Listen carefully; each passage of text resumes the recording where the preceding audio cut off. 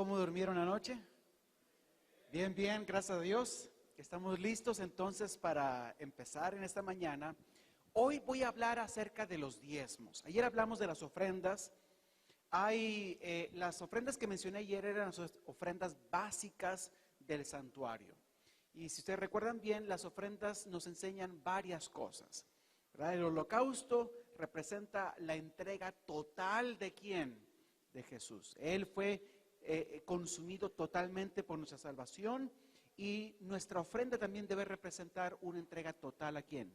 A Dios. También hablamos ayer de las ofrendas de los granos, que representan a Cristo Jesús como el sustentador de la vida. Nosotros le ofrendamos a Dios porque Él sustenta nuestra vida. Hablamos de la ofrenda de paz, que es la ofrenda Shelamim, se le llama en hebreo, que es una ofrenda de celebración por el bienestar. Recuerden que Shalom representa no solamente paz, sino también ¿qué? Completo bienestar, un bienestar completo, integral. Y esto representa nuestra gratitud a Dios por el bienestar que recibimos de parte de Él. Y luego también hablamos acerca de la ofrenda por el pecado.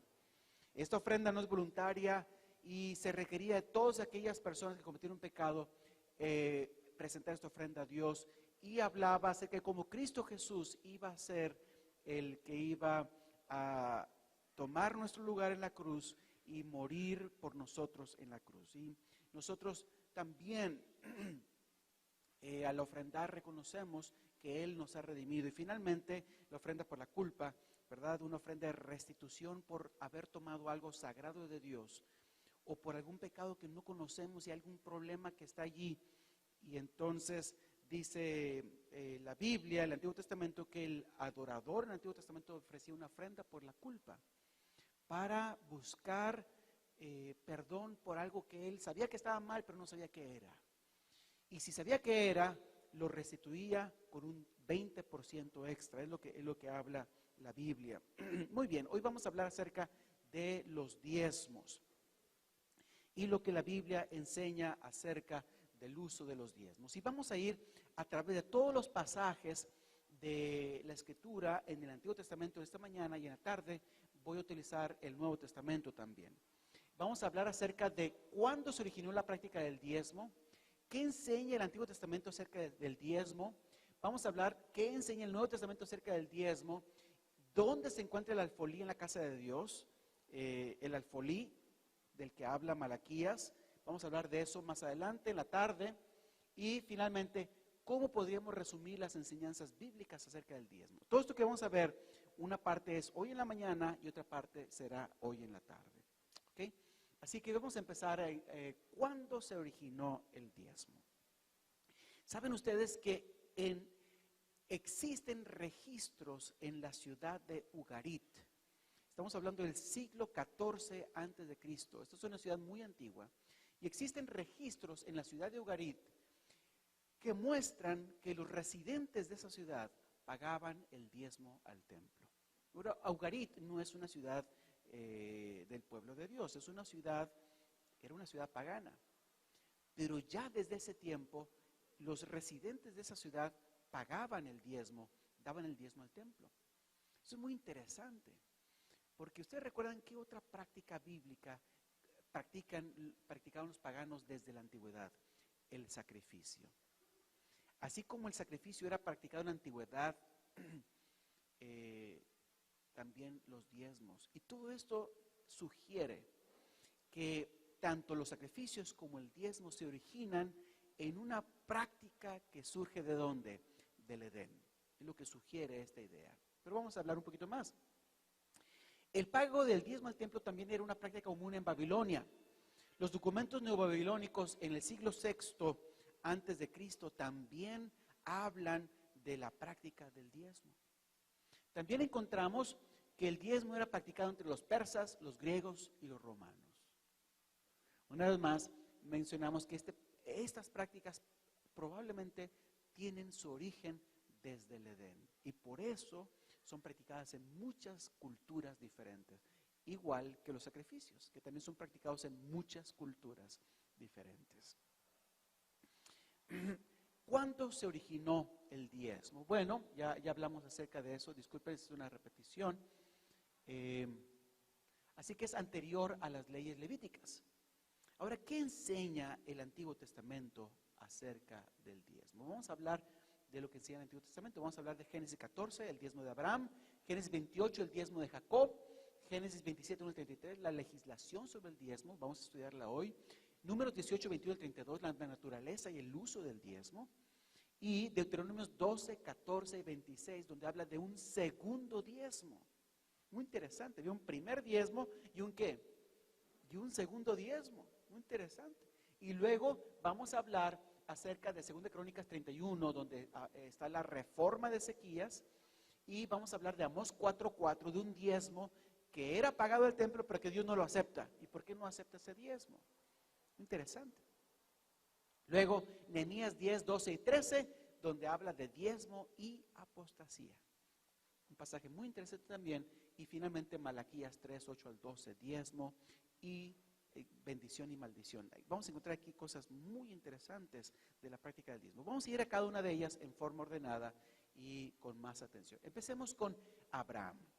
Si ustedes vamos a Abraham, vamos a darnos cuenta, vamos a ir a Abraham, a Génesis capítulo 14. Génesis capítulo 14. Dice allí que Abraham, versículos 17 en adelante, Génesis 14, 17 en adelante, dice que cuando Abraham fue a liberar a Lot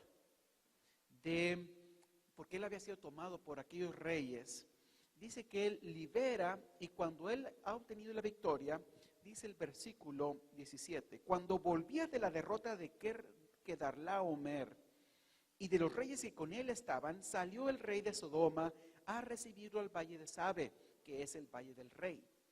Entonces Melquisedec, rey de Salem, y sacerdote de ¿quién? Del Dios Altísimo. Dice, sacó pan y vino y le bendijo diciendo, bendito sea Abraham del Dios Altísimo, creador de los cielos y de la tierra. Muy interesante. Dios Altísimo, creador ¿de qué? Del cielo y de la tierra. Y bendito sea el Dios Altísimo que entregó tus enemigos en tus manos. Y le dio a Abraham los diezmos ¿de qué? De todo. Aquí encontramos algunas cosas muy interesantes. En primer lugar, encontramos que Abraham le da los diezmos a Melquisedec de todo lo que él había recuperado en el botín, de toda la ganancia que había tenido el botín. Ahora, esto no dice que es algo nuevo que él empieza a hacer. Aparentemente esto era parte de la práctica de ¿quién? De Abraham. Él sencillamente lo hace. Otro detalle que encontramos es que el recipiente del diezmo fue ¿quién? Melquisedec. Abraham no le da diezmos a cualquier persona, sino se lo da a Melquisedec porque él es ¿qué? Sacerdote de ¿quién? Del Dios Altísimo. El diezmo tenía un recipiente especial. Luego encontramos también que el diezmo se devuelve a Dios porque Él es el creador. Miren lo que dice allí en el versículo 19, creador del cielo y de la tierra. Sin embargo, esta palabra creador, poseedor, es una palabra, poseedor, kaniti, también habla acerca de que Dios es el que crea, posee, por lo tanto, sustenta a la creación. Así que el diezmo se devuelve a Dios porque Él es ¿qué? Creador y sustentador. Además, Dios, ¿por qué devuelve los diezmos Abraham a Dios? Porque primero Dios lo ha bendecido y ha preservado ¿qué? Su vida. Es una respuesta a un bien que él ha recibido de Dios. Y además de esto, el diezmo se basa en los ingresos. Abraham da los diezmos ¿de qué? De todo. Es muy interesante, encontramos esto aquí. ¿Qué encontramos con Jacob? Mira lo que dice Jacob. Vamos a ir a Génesis capítulo 28. Génesis capítulo 28. Ustedes recuerdan la historia que Jacob está huyendo de su hermano Esaú. Su padre le dice que se vaya a buscar una esposa a Padán Aram, pero Esaú ha prometido matarlo. Y Jacob tiene miedo. Y la razón por la cual Jacob es así es porque él sabe que él ha pecado. Y esa noche él se acuesta en un lugar y allí, pues, todo angustiado, temeroso, no duerme en la ciudad. Él duerme en el campo solo, tiene miedo de que lo vayan a agarrar, su hermano o alguien. Así que está durmiendo solo cuando recibe un sueño ¿de quién? De Dios. Y en el sueño dice que Dios lo ha perdonado. Jacob, sin duda alguna, él ha pedido perdón a Dios y Dios lo perdona. Hay una escalera y ve los ángeles subiendo y descendiendo de esa escalera. Y Dios le hace una promesa. La promesa es que Dios lo va a llevar a Padán Aram y lo va a traer de regreso, lo va a proteger, lo va a bendecir. Es una promesa grandiosa. Y entonces Jacob le contesta. Miren lo que contesta el versículo 20. E hizo Jacob voto diciendo: si fuere Dios conmigo y me guardare en este viaje en el que voy, y me diere pan para comer y vestido ¿para qué? Para vestir. Y si volviera en paz, mi Padre Jehová será mi ¿quién? Será mi Dios. Y esta piedra que he puesto por señal será casa de Dios, y de todo lo que me dieres, el diezmo apartaré ¿para quién? Bien, encontramos aquí un asunto muy interesante. El diezmo se basa en una entrega personal de Dios. Jehová será mi ¿qué? Mi Dios. Y luego dice también que este diezmo es una respuesta al don previo de Dios. Dios le ha prometido llevarlo y traerlo con su protección. Y él dice, si Dios hace eso, yo le voy a dar el diezmo. Yo le voy a dar todo esto. Además de eso, encontramos que está basado en un voto, en una decisión firme. Por una piedra allí. Él designa esa piedra como señal del voto que él hizo entre Dios y quién. Y él. Entonces, el diezmo requiere de nosotros una decisión firme. Y en el caso de Jacob está señalado por un voto firme entre él y Dios, señalado por una piedra que él ha ungido para demostrar que esa piedra será después templo de Dios. Betel. De hecho, Betel fue más adelante uno de los lugares donde el santuario estuvo. Y por supuesto se entrega en un contexto de oración. Él adora, designa ese lugar, reconoce que ese lugar es casa de Dios. Y él no lo él no lo sabía, dice. Así que esto es por ejemplo, versículo 16 dice: y despertó Jacob de su sueño y dijo: ciertamente Jehová en este lugar, y yo no lo sabía. Y tuvo miedo. ¿Y cuán terrible es este lugar? No es otra cosa que casa de Dios y puerta de ¿qué? Del cielo. Así que Jacob reconoce que eso es casa de Dios, y en ese contexto de reconocimiento de la presencia de Dios, de la adoración de Dios, de que Dios lo ha bendecido, él promete que el diezmo. Así que el diezmo está relacionado con todas esas acciones. Además encontramos la legislación levítica sobre el diezmo. Vamos a ir a Levíticos, versículo 27. Levíticos, versículo 27. Dice allí la palabra de Dios. Levíticos, versículo 27. Versículos 27 en adelante.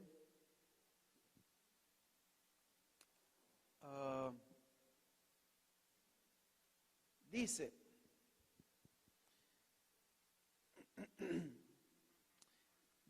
pero el primogénito de los animales, que por la primogenitura es de Jehová, nadie lo dedicará, sea buey u oveja, de Jehová es. Aquí hablando, miren, si ustedes leen el capítulo 27, aquí encontramos los votos y las cosas que son de Jehová.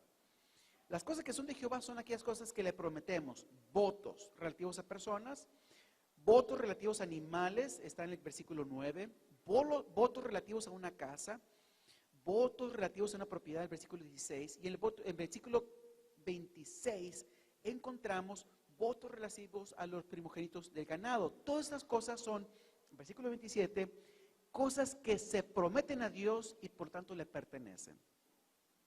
Luego dice el versículo 28, algo muy interesante, dice, pero no se venderá ni se rescatará ninguna cosa que consagrada. Una vez que algo ha sido consagrado, no se rescatará ni se venderá.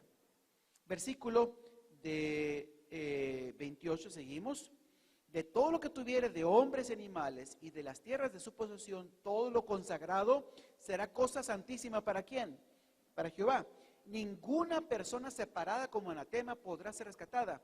Indefectiblemente ha de ser muerta. Una persona que era separada como anatema, es decir, que había pecado y merecía la pena de muerte por un sacrilegio, no podía ser rescatada, tenía que morir. Versículo 30. Y el diezmo de la tierra, y así de la simiente de la tierra, como del fruto de los árboles, de Jehová es cosa dedicada ¿a quién? A Jehová. Así que el diezmo es descrito en primer lugar como perteneciente ¿a quién? A Dios. No se puede rescatar. Entonces viene un pasaje ahí, el diezmo está basado en el aumento de bienes, de todo lo que se gana de la simiente de la tierra, del fruto de los árboles, es de Jehová. Luego dice el versículo 31, si alguno quisiera rescatar del diezmo, añadirá la quinta parte de su precio por ello. Es decir, si una persona tenía el diezmo de las semillas, por ejemplo, y él quiere rescatarlo, ese diezmo de las semillas solo podía rescatarlo, digamos que él quisiera utilizar la semilla para sembrar. Entonces, esta persona tenía que encontrar el precio de la semilla, añadir un 20% para rescatar esa semilla.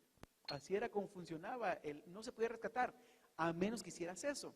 Dice el versículo 32, y todo diezmo de vacas o de ovejas, de todo lo que pasa bajo la vara, el diezmo será consagrado a Jehová.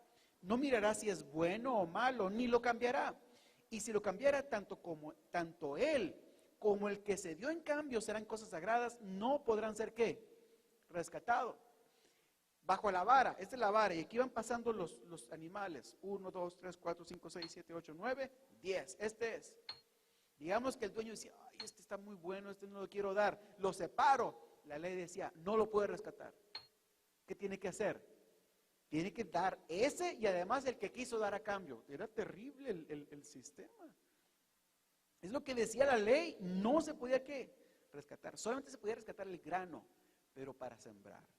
Y para rescatar el grano se tenía que añadir un 20% del ¿qué? El precio. Dios era muy exigente con el asunto de ¿qué? Del diezmo. Así que la redención del diezmo no implica retención. Nadie podía retener el diezmo. No podía hacerlo. Luego mire lo que dice, solo el grano podía redimirse con un 20% ¿qué? Extra. El ganado no podía ¿qué? No podía, si era bueno, si era como el diezmo que fuera cayendo bajo la vara. Era tremendo. El diezmo no podía ser manipulado por el adorador. Es decir, el diezmo no puede ser, déjame retenerlo, negocio con él y entonces lo doy después dentro de un año. No, el diezmo era allí, ahora y después. No podía manipularlo. Así era como. Ahora, ¿por qué Dios era así? Porque Dios quería que el pueblo de Israel recordara que eso era ¿de quién? De Él. Y además de eso, Dios le dio a Israel muchas bendiciones. Muchas bendiciones.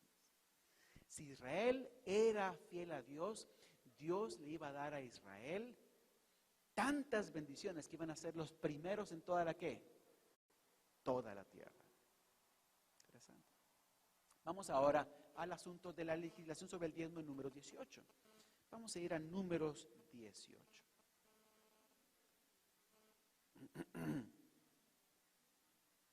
Versículos 21 en adelante.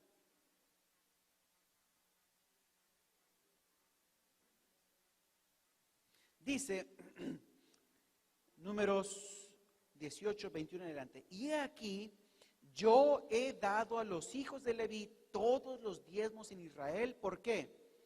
Por heredad, por su ministerio, por cuanto ellos sirven en el ministerio del tabernáculo de reunión. Y no se acercarán más los hijos de Israel al tabernáculo de reunión para que no lleven pecado por el cual mueran.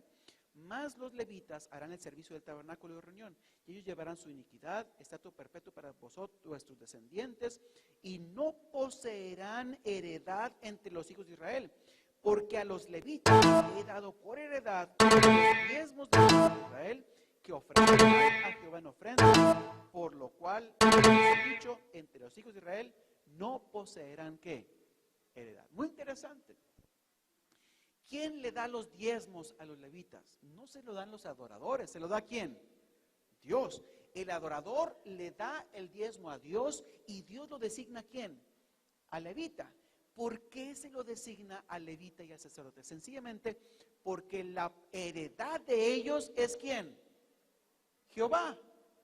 Ellos no reciben ninguna otra ¿qué? Heredad. Cuando el pueblo de Israel entró a la tierra de Canaán, Josué separó la tierra de Canaán bajo la dirección de Dios en posesiones, en heredades a cada tribu de Israel. A una tribu le dio esto, a otra tribu le dio esto, todas las tribus recibieron ¿a qué? Una heredad. ¿Con excepción de quién? Leví. Leví no tenía heredad. ¿Por qué no tenía Leví heredad? Porque Leví su heredad era ¿quién? Entonces ellos debían dedicarse plenamente, completamente al servicio de ¿quién? De Dios. Ahora, quiero decirles algo muy interesante. Y quiero que pongan mucha atención a lo que voy a decir.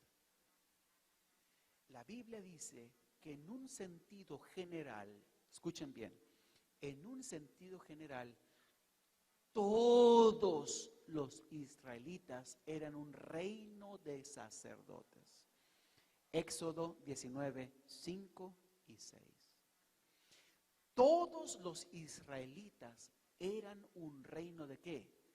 De sacerdotes. Es decir, todos los israelitas debían de cumplir funciones de compartir el evangelio, enseñar la ley de Dios a las demás naciones. Todos los israelitas cumplían funciones de sacerdotes para todas las ¿qué? Las naciones. Todo israelita tiene que hacer eso. Pero dentro de este reino de sacerdotes, la tribu de Leví eran específicamente nombrados por Dios para ser sacerdotes dentro de ¿qué? De su pueblo. Eso es muy interesante. Una vez, en una iglesia, alguien me dijo, pastor, y bueno, en la iglesia de hecho argumentaba esto, ¿no? Los que predican el evangelio deben de vivir del diezmo. El hermano fulano tal predica el evangelio, le damos ¿qué? Diezmo. El hermano fulano de tal predica el evangelio, le damos ¿qué? El diezmo. Entonces, todo el que predica el evangelio se le da el diezmo. Y entonces yo le dije, hermano, usted está malentendiendo lo que la Biblia dice acerca del diezmo. Recordemos que en el Antiguo Testamento todo Israel era ¿qué? Sacerdote. ¿El reino de qué? De sacerdotes. Todos debían de predicar el evangelio. Pero dentro de ese reino de sacerdotes había un grupo, una tribu. ¿La tribu de quién? De Leví. Y esa tribu de Leví estaba destinada específicamente para dedicarse 100% a la obra de quién?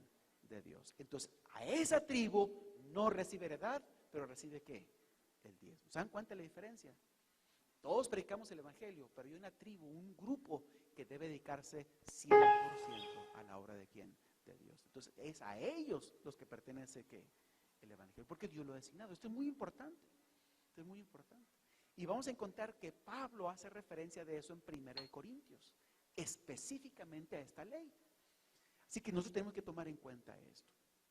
Otro detalle muy interesante es que el pasaje, si ustedes leen Números 18, versículo 24, dice: porque a los levitas he dado por heredad los diezmos de los hijos de Israel, que ofrecerán a Jehová ¿en qué? En ofrenda. ¿Qué significa esto? ¿Es el diezmo una ofrenda? En un sentido general es una ofrenda. Pero recuerden que las ofrendas, hay ofrendas que son ¿qué? Voluntarias. Y esta ofrenda no es voluntaria. ¿Por qué se le llama ofrenda al diezmo aquí? Es muy importante lo que voy a decir. La palabra hebrea para ofrenda aquí es terumá. Terumá. Terumá. Ahí está lo ven ahí, terumá. La raíz de esa palabra es rum. Rum. Y esta raíz rum tiene varios significados. Significa levantar, exaltar, pero también destinar, apartar. La idea es que es una ofrenda porque es destinada, apartada para un uso especial. En ese sentido es ofrenda, no en el sentido de es voluntaria o no voluntaria. La Biblia habla, ¿pertenece a quién? A Dios. Muy bien, vamos a ver otro. Pertenece a Dios, pero los signos, los sacerdotes y los levitas no pagaban el diezmo de los levitas, sino ¿a quién? A Dios. Él lo devolvían a Dios. Ahora, otro asunto muy importante que debemos de recordar es que los levitas y los sacerdotes, y lo vamos a ver bien claramente en Crónicas, y lo vamos a ver también en Nehemías, los levitas y los sacerdotes también pagaban diezmo. Es muy importante. O sea, ellos recibían de Dios el diezmo ¿de quién? De las tribus. Pero ellos de ese diezmo que te recibían también debían de pagar ¿qué? Diezmo. Porque era una responsabilidad de todos ante su Dios, su Creador. De que esto le pertenece ¿a quién? A Dios. Muy, muy importante. Muy bien, vamos a ver entonces... más adelante vamos a ir a Deuteronomios 12, 14, 26, el segundo diezmo. Ahora, si ustedes van aquí a este párrafo, miren, son bastantes versículos y no voy a alcanzar a leerlos todos porque son muchos versículos, ¿ok?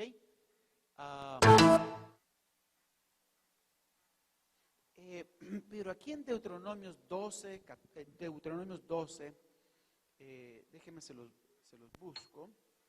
Luego también el versículo 14, capítulo 14 y en el capítulo 26 se habla de un segundo diezmo. Este segundo diezmo tiene una diferencia. Por ejemplo, tú tienes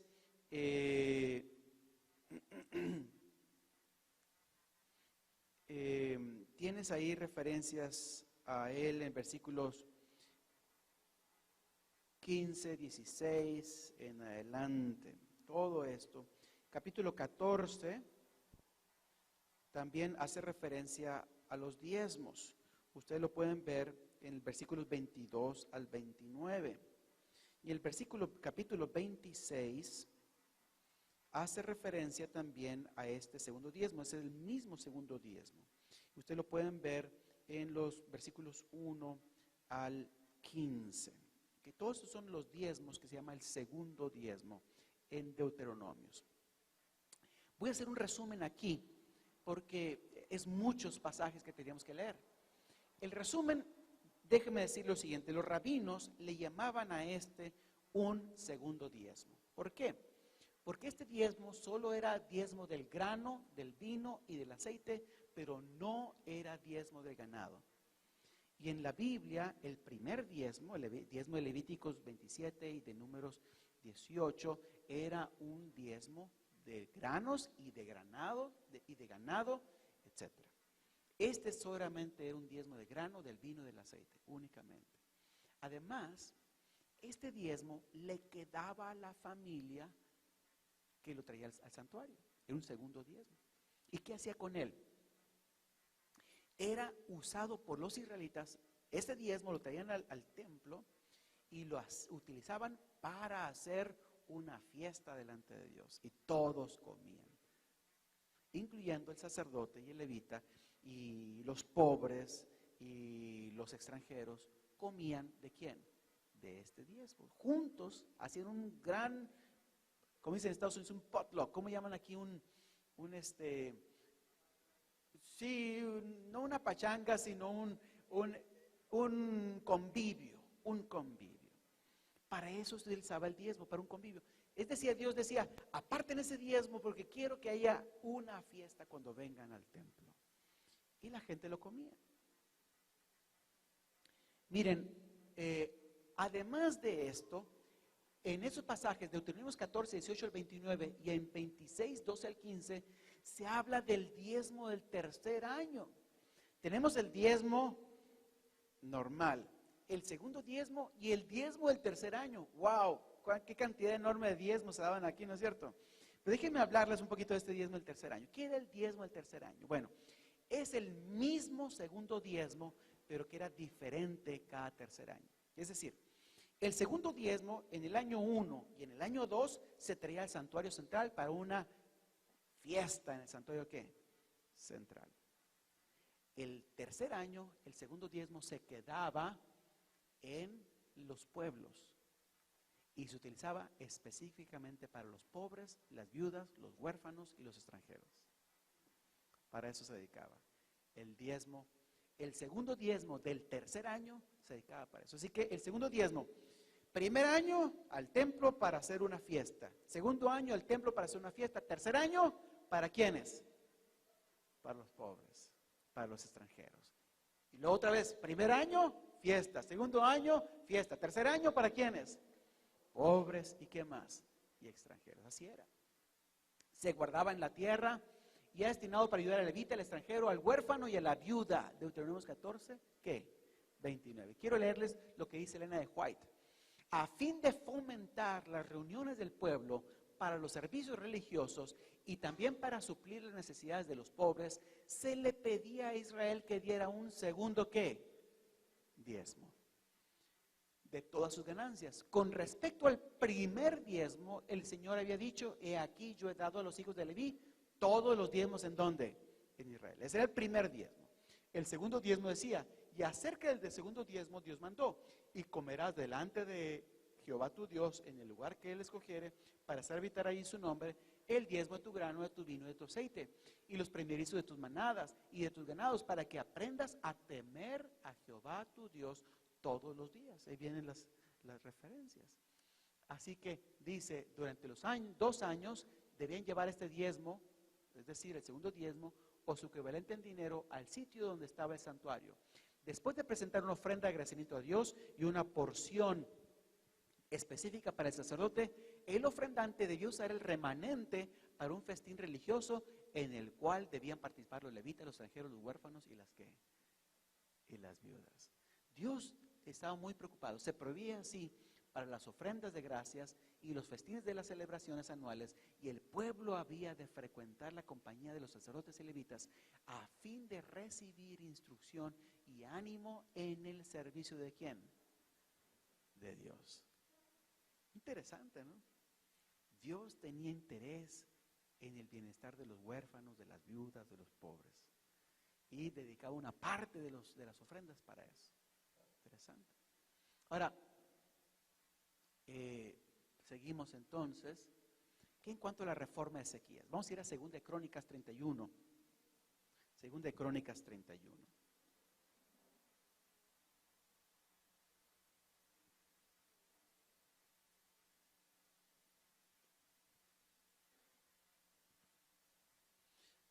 De paso, yo tengo un documento de varias páginas que voy a hacerle accesible al pastor. El problema es que usted ya lo tenga, pero si no, se lo voy a dar otra vez, donde viene todo esto explicado punto por punto, con todos los versículos y desarrollado. Esto es solamente un resumen. Y ustedes lo pueden adquirir con un archivo PDF y lo pueden, es gratis, o sea, lo pueden tener para leer, para estudiar, presentaron sus iglesias. Ahí vienen muchas preguntas que se pueden resolver en cuanto a todo esto, en cuanto a la práctica del diezmo. Ok. Segunda de Crónicas 31, 4 al 6. Encontramos ahí Jerusalén, y mandó también al pueblo que habitaba en Jerusalén que diese la porción correspondiente a los sacerdotes y levitas para que ellos se dedicasen a la ley de Jehová. Versículo 5. Y cuando este edicto fue divulgado, los hijos de Israel dieron muchas primicias de grano, vino, aceite, miel y de todos los frutos de la tierra. Trajeron asimismo en abundancia los diezmos de todas las cosas. También los hijos de Israel y de Judá que habitaban en las ciudades de Judá dieron del mismo modo los diezmos de las vacas y de las ovejas, y trajeron los diezmos de lo santificado, de las cosas que habían prometido Jehová su Dios, y lo depositaron ¿en qué? En montones. Imagínense en el templo montones de diezmos. Ahora, durante el reinado de Acaz, la nación había caído en una profunda apostasía y dejó de dar ¿qué? Diezmos. Ahora quiero decirles algo, en la Biblia constantemente, cuando el pueblo de Dios cae en apostasía, deja de dar ¿qué? Diezmos. Cuando el pueblo de Dios hace una reforma, vuelve a dar ¿qué? Diezmos. La salud espiritual de una iglesia, escuchen bien, la salud espiritual de una iglesia está directamente relacionada con su fidelidad en los diezmos y las ofrendas. Porque es lo que más duele, el asunto de ¿qué? De la cartera, lo que más duele. Gracias, pastor. Gracias, sí. Así que tenemos aquí esta información. Ahora, debo decir lo siguiente. Cuando se trajo el diezmo del producto de la tierra, el incremento del ganado y los rebaños, y se describió el diezmo como una ofrenda, terumá, en el sentido que es apartado, destinado ¿para quién? Para Dios. Y entonces se fue dado para los levitas y los sacerdotes con el propósito de que se dedicasen a la ley de ¿quién? De Jehová. El diezmo es reconocimiento de la bendición de Dios. El versículo 10, miren lo que dice el versículo 10. Y el sumo sacerdote Azarías de la casa de Sadoc le contestó: desde que comenzaron a traer las ofrendas a la casa de Jehová, hemos comido y nos hemos saciado y nos ha sobrado mucho, porque Jehová ha bendecido ¿a quién? A su pueblo, y ha quedado esta abundancia ¿de qué? De provisiones. Miren qué interesante, abundancia de provisiones.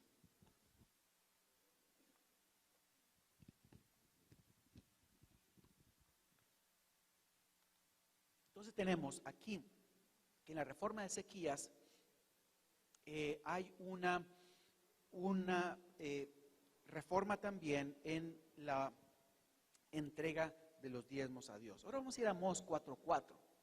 Allí Amós 4:4 habla de un diezmo que no es aceptable a Dios. Vamos a ir a Amós.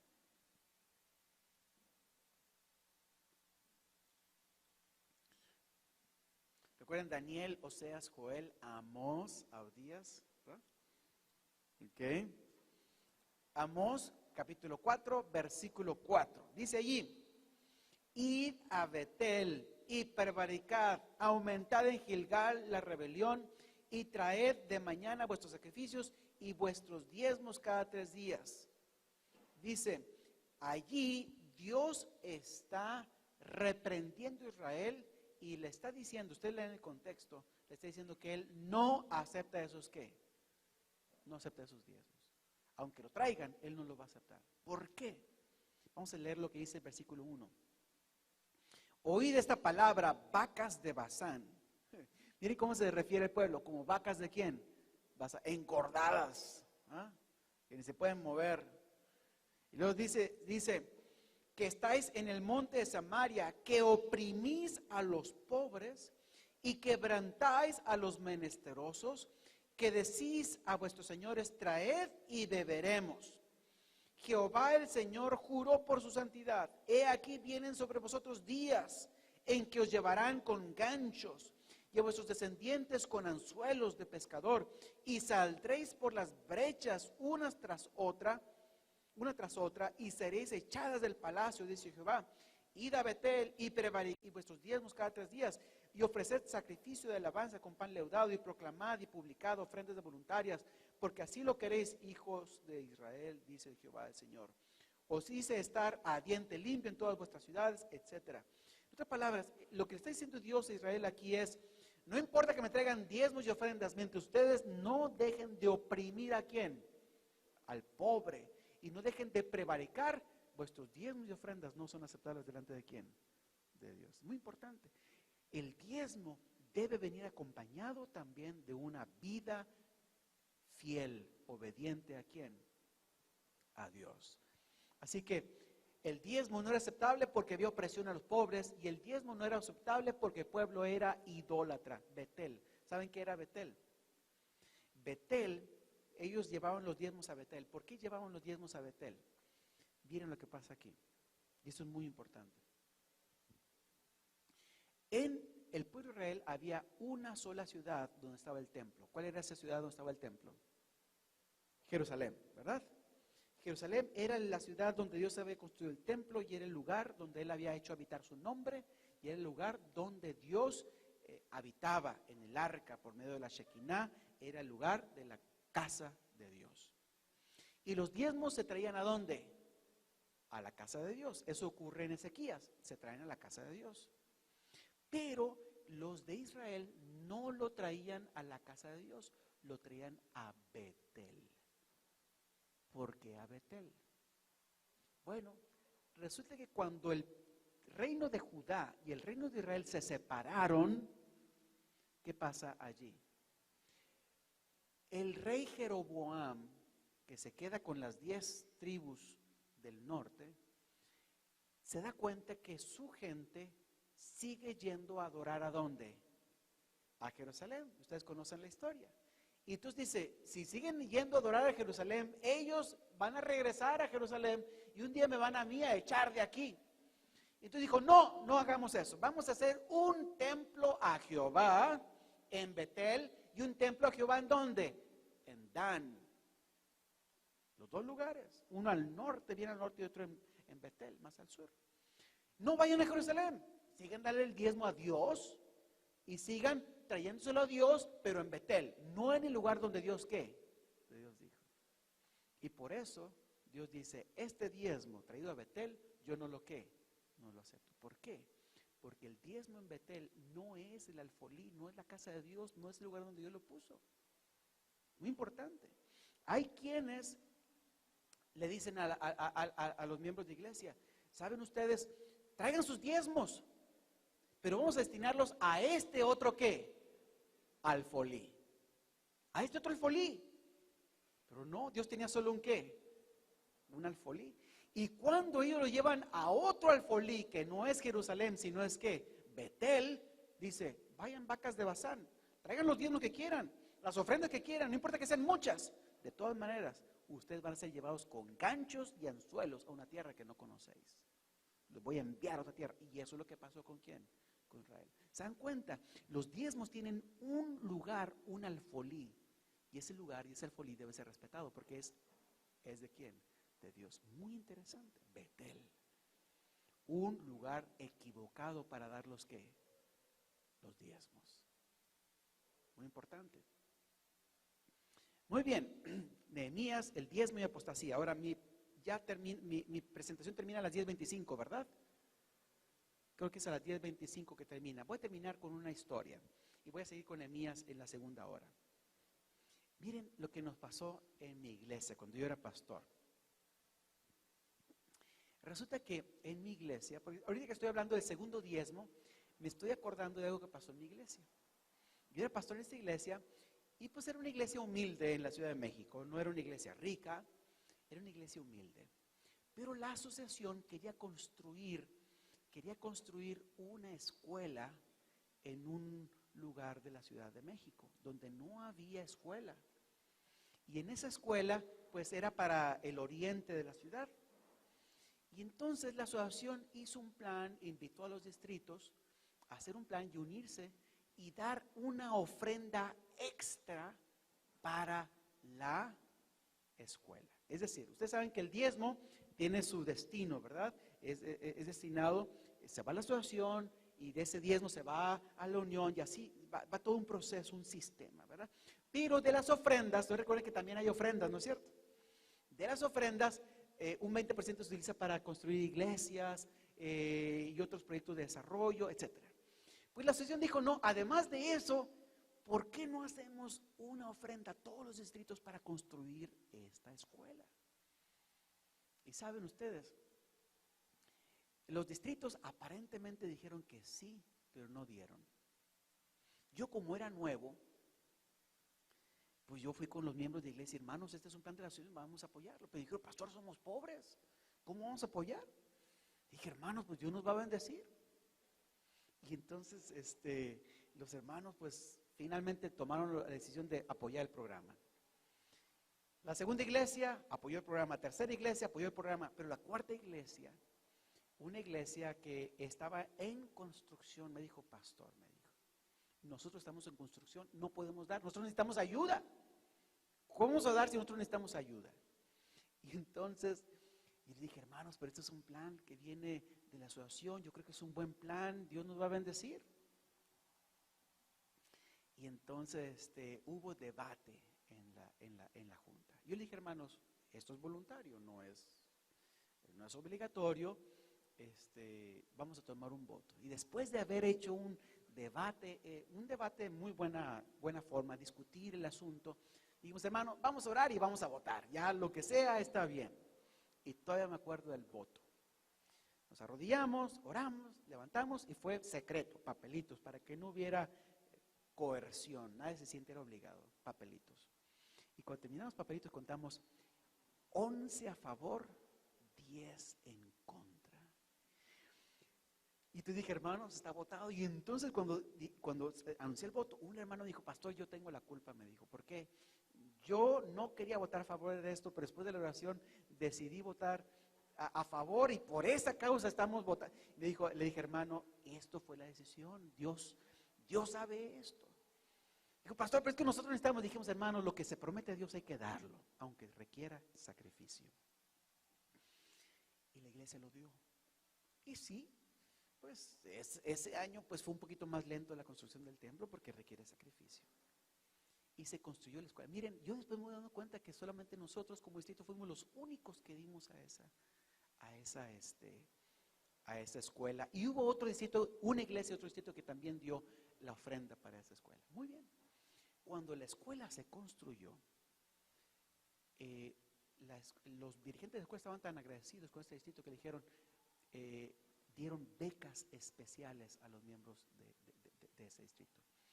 Y una gran cantidad de estudiantes de nuestro distrito estaban en esa escuela. Hoy, de ese distrito, hay más de 9 pastores, de los jovencitos, de los hijos de esos miembros. Dios bendijo, pero quiero decirles algo más. El año siguiente, cuando se hizo el análisis de diezmos y ofrendas, el distrito que ganó el primer lugar en diezmos y ofrendas ese año fue el distrito en el que yo estaba. 105% de aumento en diezmos y ofrendas. Pero no solamente quiero decirles algo más.